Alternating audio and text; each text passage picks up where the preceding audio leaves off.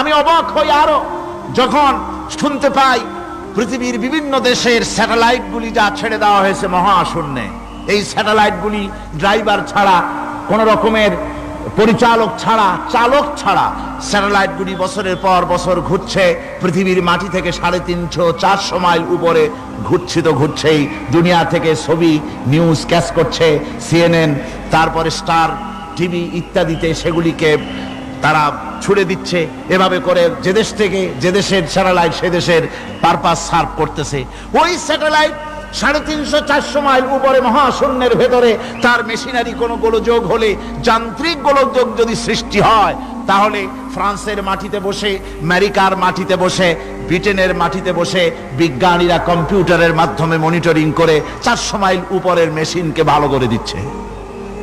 এরপর আল্লাহ রাব্বুল আলামিন বলছেন, ওমা উতীতুম মিনাল ইলমি ইল্লা কালিলা, সামান্যতম জ্ঞান দেওয়া হয়েছে। এই যদি হয় সামান্যতম জ্ঞান, তাহলে আল্লাহ সুবহানাহু ওয়া তাআলার জ্ঞান কত কত বেশি। আল্লাহু আকবার। কত বড় জ্ঞানের মালিক সুবহানাল্লাহি বিহামদিহি। সেই মহান আল্লাহ পাকের পক্ষ থেকে এসেছে কোরআন। কার পক্ষ থেকে?